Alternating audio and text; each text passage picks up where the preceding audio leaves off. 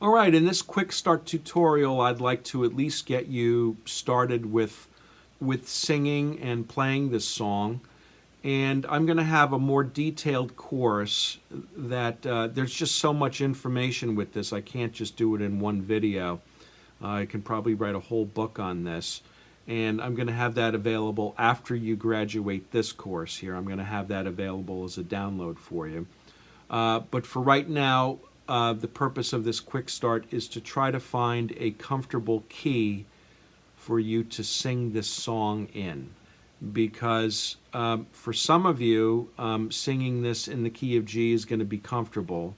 But for a lot of you, this is either going to be too low or too high for you to sing in this key. So what the purpose of this quick start is to try to locate a key that's comfortable for you to sing in this particular song, okay, this melody. This song right now is in the key of G, but in music there's 12 different keys. So we have a choice of 12 different keys, and what we want to do is we want to find the key that our voice is best suited.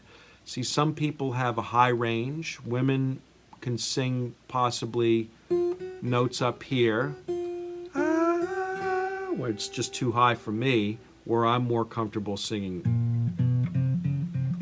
la la la la la la la notes down here. I have a lower voice. So obviously the key, the range that a woman is going to have is going to be higher than a man's range, and therefore if we were to go to comfortably sing this song, a man's key would be different than the woman's key, okay? I hope that makes sense. But for right now, I need you to turn to page 7, and hopefully as I keep explaining things, things will unfold and the mystery will sort of go away a little bit as far as what this is all about. If you turn to page 7, and let me get this up here, we have, you can see the words here, Amazing Grace, okay? And right above that is the tablature. And those are the individual notes that we're singing. That goes with the melody. That's the melody notes, okay? So the first one is an open D. That's the 4th string.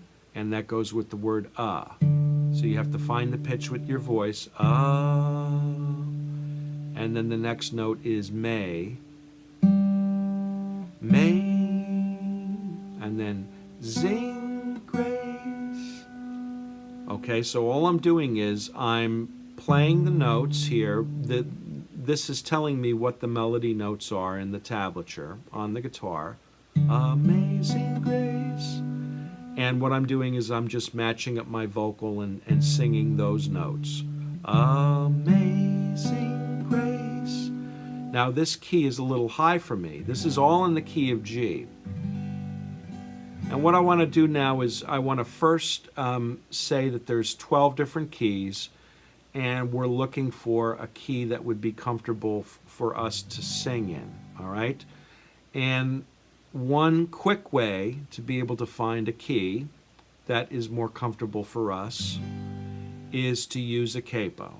All right, so if you're going to sing, you're going to need a capo because you're going to need to find a good key to sing in. And you see a lot of these capos with people playing them and putting them on their guitars. They're not expensive. You can go online and get one, a capo, or you can go to a music store and get one. They're not that expensive, but it's a great must-have tool. I would be lost without a capo. I use it all the time. This particular capo is a G7th capo from the G7th Capo Company. And what I like about this capo is when I go to put it on, it has a good firm grip, but it doesn't seem to press the strings down so hard as to get them out of tune. Some capos have a lot more tension on them, and when you go to put it on, it somehow pushes the guitar out of tune by pressing too hard. This seems to have just a perfect amount of grip to it that it doesn't throw the strings all out of tune, and that's what I like about this capo. It's a little bit more expensive than regular capos, but for me this is great, okay? G7th Capo Company, you could look that up. So let me explain the capo. And if you already know this, just bear with me here. But what the capo does is it changes the keys without having to change our hand position, all right? So we're in the key of G, and we learned everything in the G position with the G chord, the C chord, and the D chord. And what we're going to do now is we're going to, in essence, the capo is going to be put across this fret right here, and in essence move this up a half step, it's called, okay? We're going to put the capo on 1, and we moved it up a half step, all right? So why don't I go ahead and do that now.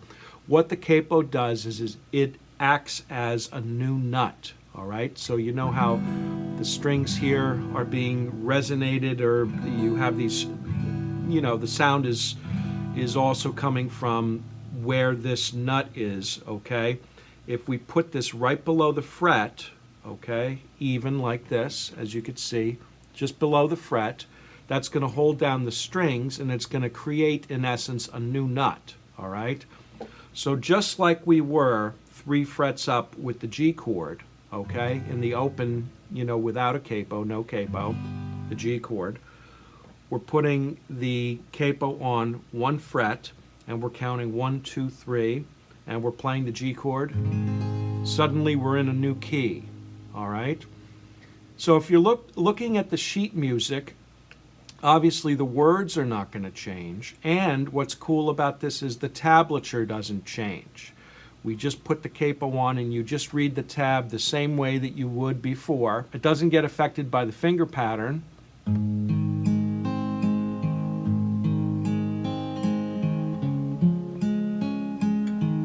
It's the same as it was before. The chord is the same. The only thing that's changing here, and let me just pull this up, is the notes right here. And I'm not going to go ahead and change the notes on this. We're just going to leave this for the key of G. But the tablature stays the same, and we just added the capo. So you could see right here that suddenly, by moving the capo, we're able to change the keys. And what's going to happen is it's going to either make it more difficult for you as a singer to sing this song by putting the capo in different places, capo 3, capo 4, and then counting 3 up, and it's either going to make it easier or more difficult, okay? But what this capo is doing right now, and I could safely probably, I usually go, the highest I will put a capo is capo 7. 1, 2, 3, 4, 5, 6, 7. Okay? The guitar starts to sound a little bit too high-pitched, okay? And so that's the disadvantage of the capoing really high. So this is probably the cutoff point.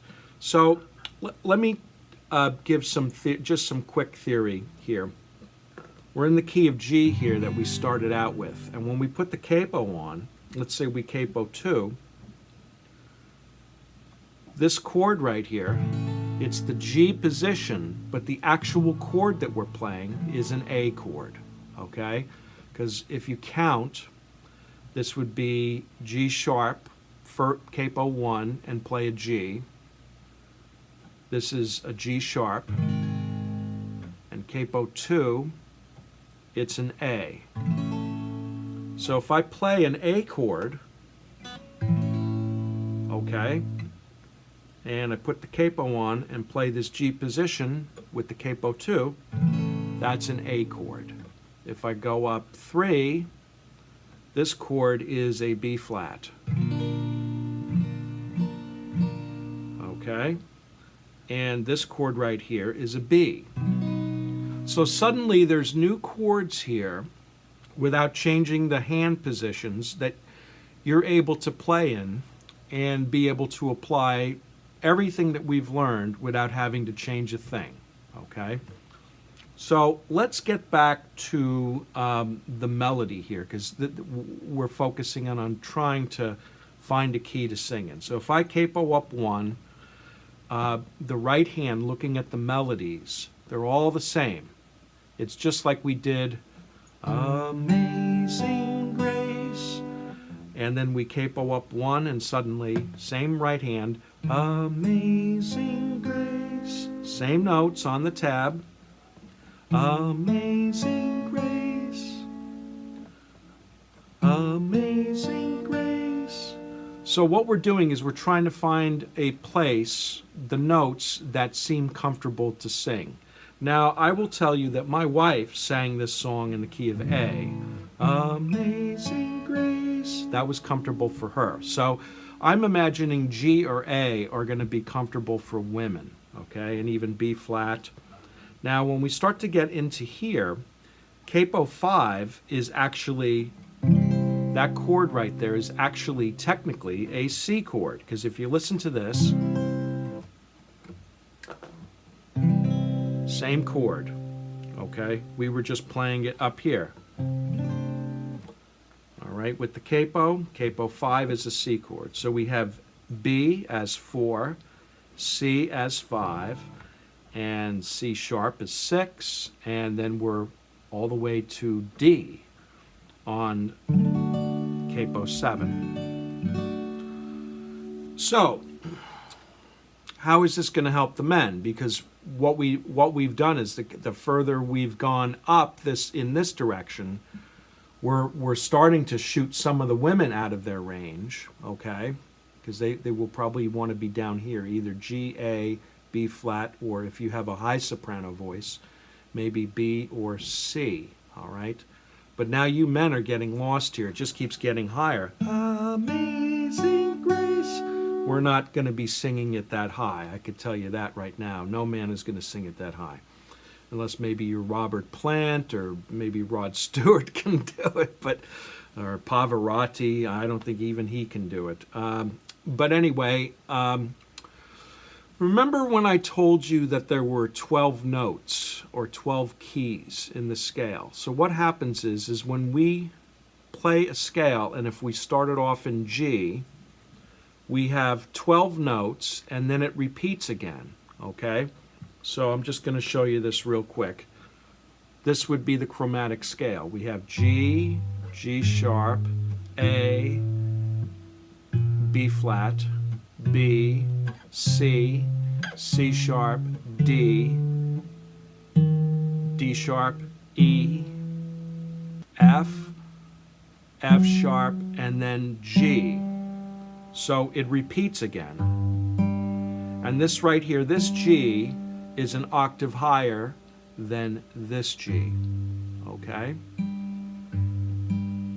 In fact, on this chord, this G chord right here, we have 3 Gs that we're playing. And they're all spaced an octave apart. They're called the same note, but technically they're an octave away from each other. If that makes sense.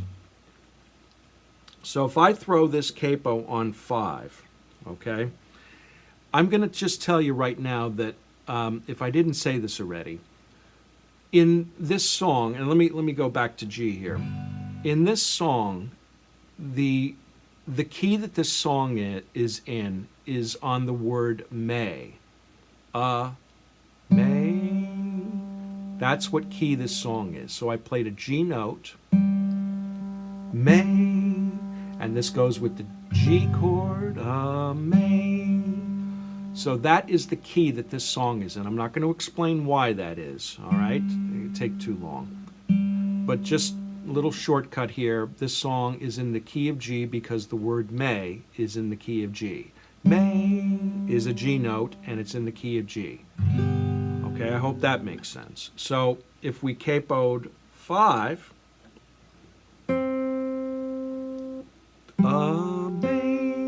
the song is in this key.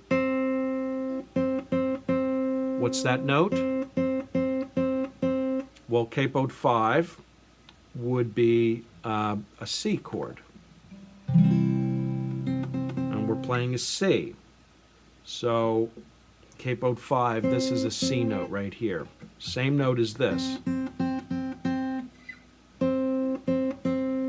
All right? So knowing that note, that's our starting note, and knowing that the octaves repeat, a man can go, instead of singing, Amen, You can go lower. May, right? Because this is our root note here of the song. Amazing grace, how sweet the sound. It's a little low for me, but suffice it to say that it's certainly better than it was when I was playing down here in the key of G, okay? So if I go capo 2 here, may amazing grace, how sweet the sound, okay? So it's almost in my range. I would say that the key of E is probably going to be the easiest key that I'm going to be able to do to sing this song in. But D was close. So without changing anything that we've learned, I can go ahead and sing this song relatively okay. I'm not a great singer, but I can go ahead and at least play this song with the same finger positions that we've learned, and just capoing up 7. I can go ahead and somewhat not sound like a horse trying to sing.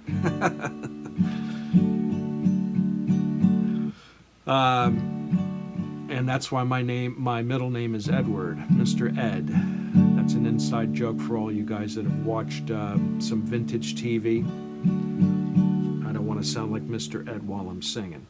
So anyway, reviewing again, that's our word may, and I'm simply an octave lower.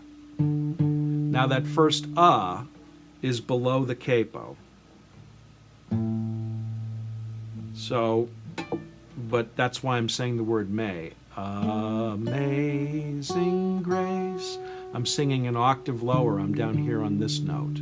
So I'm matching the pitch of this note, but this right here is telling me what the notes are on the tablature. Amazing grace. Technically it's amazing grace. Amazing grace. So you see how going higher also made it so that we could find a lower note to be able to sing this melody in this key. So capo 7 is the key of D. All right, so now you're wondering, well, Bob, why don't you teach this song in the key of D so we could play this? How hard is it? Well, it's not hard, and we're going to get into that in the next course. So I hope this made sense for you as far as being able to figure out what key this is in for you that's going to be comfortable for you to sing. Now, one thing you can do for you men out there is you can go just hit a note, and we'll just say that that's the word may. Amazing grace. Amazing grace.